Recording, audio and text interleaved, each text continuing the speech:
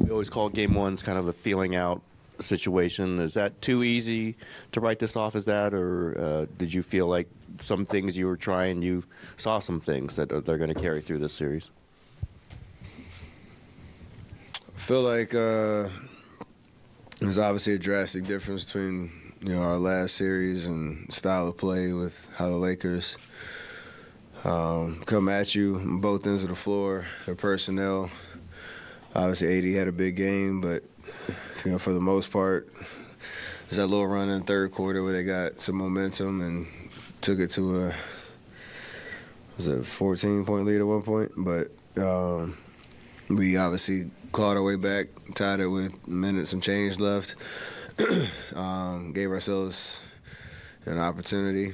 We know we need to clean up some stuff, a little too many turnovers on my part. Understanding AD's presence in the paint, he's, he has length, and the way that they're trying to funnel us into, the lane. We got to be able to see the floor a little bit better. But, long series. Like I say, it's first to four, and I think we found some life down the stretch that hopefully we can capitalize off of in game two. There's always kind of this big against small debate for you guys internally that'll, I'm sure, pop up in this matchup, particularly because, the run you mentioned late was when you went small. Just how do you view those two different options in this series, staying too big or going small? And then even when you are too big, how do you score more efficiently? You just got to, that's obviously coach making calls and decisions on how the game is going and flowing. If we can rebound, going small is to our advantage. There was probably 3-4 possessions where you could see we got to stop, we got to rebound, we got to push. Somebody was open, and that's kind of how we like to play. If it's traditional and the way that they're playing us, we just got to be a little bit more organized in terms of our overall spacing. And like I said, respect how they're trying to guard us and where they're trying to push us on the floor. Excuse me. And just make the right reads. I got my shot block, I think, 3 or 4 times trying to get little floaters off because you get one step too deep. And that's just an adjustment that you got to make. And, we'll be a lot better, a lot more organized on that front in game two. Steph, this is the 23rd time you and LeBron have faced each other in the postseason, or LeBron has faced, you're the core of your team. He just said it feels historic. I'm just wondering, how was it for you to play him? Obviously, this is the first time you played him at Chase, different team, but just how was the experience of seeing him again in the postseason? You have to reflect on everything that we've all gone through since the 15 finals, and just appreciate the opportunity to have another chapter in that battle, in that competition. Obviously, once the ball drops, it's a different feel, just based on how the Lakers play versus the old Cavs teams, and even just the different style that he's playing a little bit. He's, trying to come at you a little differently, space you out a little bit. He's shooting a lot more threes and stuff like that. It's just a little different vibe. But there is a reflection of just how, awesome and special this battle is. And the fact that we get to do it again. We want to come out on top, and it's going to be a fun series all the way around, but there is a moment of reflection for sure, just how cool this is, all these years later.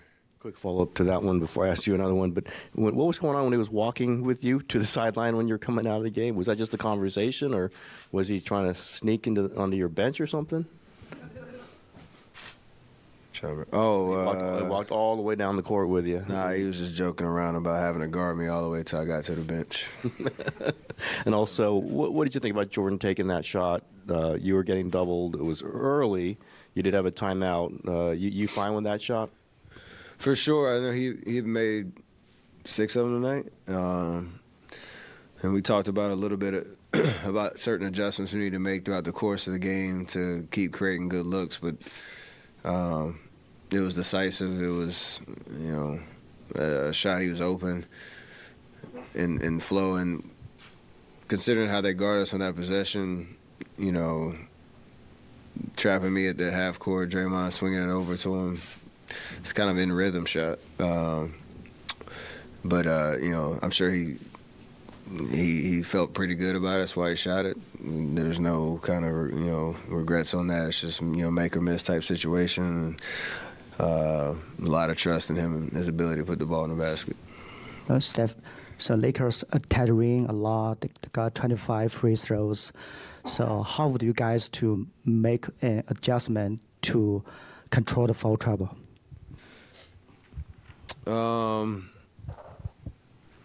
AD is going to put pressure on you all game, so you like to not let him get 8 off, but that might not kill you. It's more the other guys, especially the ball handlers. Schroeder gets 10 free throws, like that can't happen. Whether we think it's a foul or not, we can't put ourselves in that situation. That's how he makes an impact, because he is super, quick and his first step, and we have a certain strategy around him, but you can't let him get to the line, 10 times. That's a killer. So we'll make those adjustments. Understand again, quick turnaround from Game 7 and against Sac, and locking in on what the Lakers do well, and confidence is how that we can bounce back. Steph, you mentioned AD's length in your first answer. Is that hard to gauge until you play him once or twice in this setting? He was jumping out on the pick and rolls. He was contesting a lot of things even outside of the paint. Does it take you a game or two with someone like him because he's long and quick? For sure. And it's also because of how they're playing us. They know they want to take away our threes, even though we got 50 of them up. Like they want to try to put pressure on the perimeter, funnel everything into the paint, and allow him to disrupt a lot. And close the space pretty quick. It's kind of deceiving. You feel like you have a good look to get it over the top and gets a fingertip on it. So you got to respect it. Like that's how he makes an impact on that end of the floor. And you can't be stubborn thinking you can just keep going in there. You still got to be able to drive, put pressure on the rim, but you can do it in a creative way. So yes, you got to feel it because it's impactful. With AD in the middle like he is, and being a deterrent, really also blocking some shots, obviously, does that offer maybe with spacing a few more drive and kick opportunities? In other words, attack and then sort of get him and then. Yeah, you just depending on who's out there, and there's probably whether it's Draymond and Loon or Jermichael out there, he got some clean looks. You have to trust that somebody's going to be open, and whoever it is, have confidence to knock down a shot or get to the next action. But you can't have two guys on top of each other where one guy can guard two, and your spacing gets kind of killed and the ball stops. That's what they want, and I think a little bit in the third quarter, that's what kind of happened to us, and we figured it out a little bit in the fourth and kept putting pressure on them. That's how we got back in the game, but we got to do that from the jump in Game 2 to give ourselves much more flow on offense. Hey, Steph, I talked to George Kittle after the game, asked him about that Looney jersey he had on. He says, yeah, Looney is a bona fide tight end. So my real question to you is, what are we going to need from you, Looney, the rest of the way, and kind of talk about his performance tonight and what he's done to help you get to where you are now? More of the same with Loon. He's unbelievable.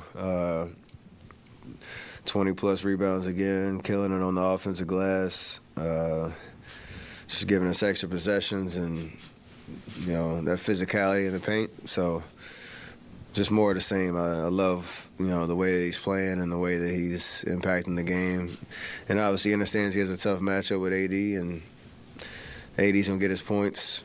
He's an unbelievable offensive talent, but just making it tough on him. And we got to help him, try to secure some more of those rebounds and give him some support down there. But he's doing an amazing job. So I'm not up here to give Loon any more advice. He's doing it perfect. Great. That's it. Thank you. Appreciate that, Steph.